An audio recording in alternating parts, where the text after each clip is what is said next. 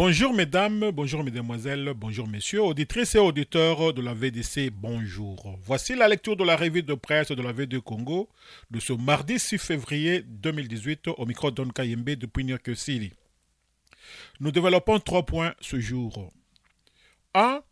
Monseigneur Fridolin Abongo Besungu, nouvel archevêque coadjuteur de Kinshasa. 2. Coup de froid diplomatique entre Kinshasa et Bruxelles continue. Enfin 3.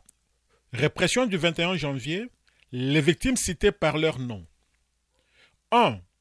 Monseigneur Fridolin Abongo Besungu, nouvel archevêque coadjuteur de Kinshasa.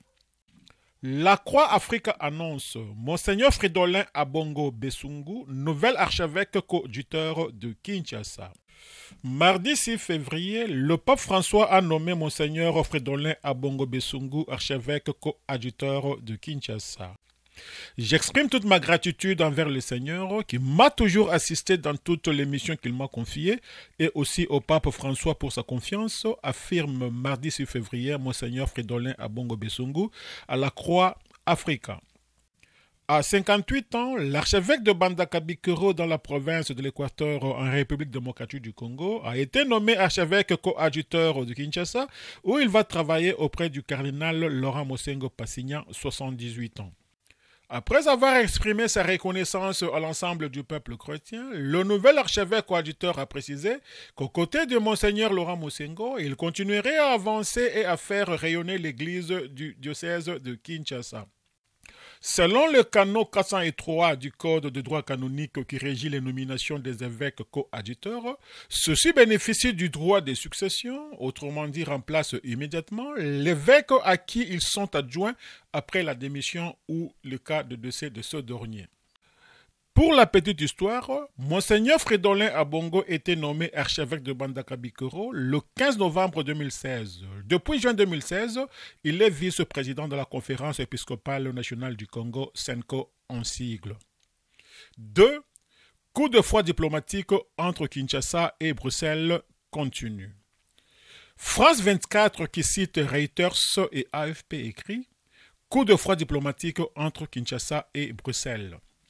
Les tensions diplomatiques entre la Belgique et la République démocratique du Congo sont encore montées d'un cran le lundi 5 et mardi 6 février.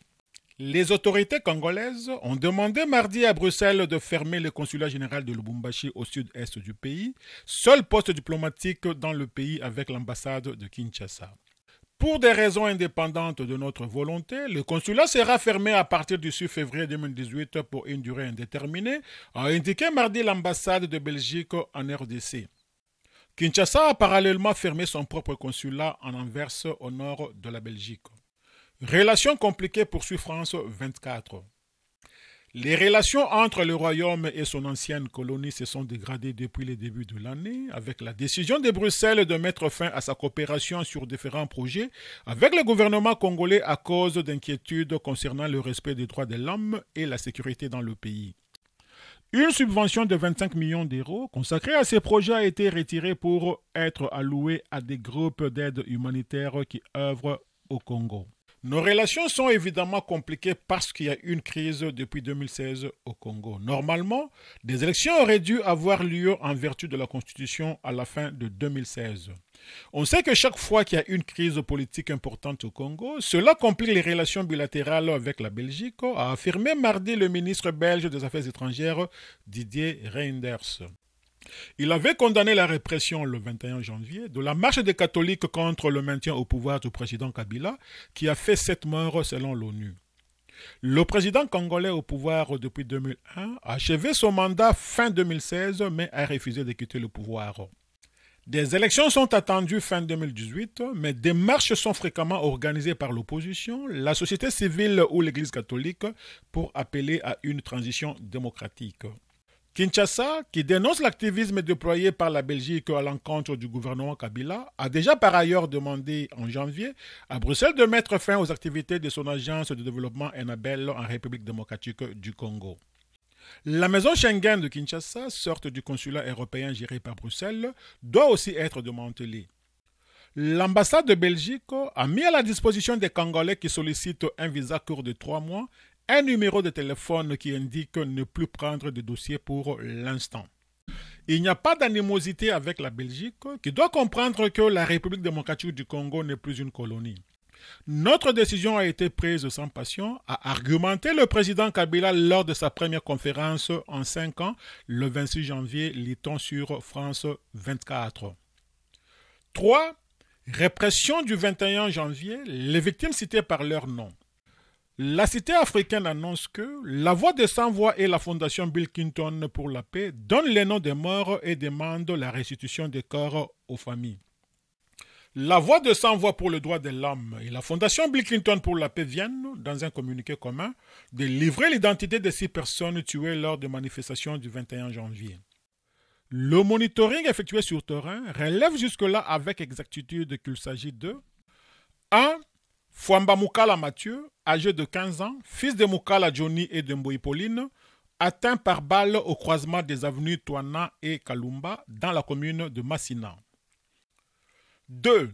Kabadiachi Mulango Pakson, conducteur de moto communément appelé Wewa, abattu par un militaire et son corps et sa moto ont été emportés vers une destination inconnue.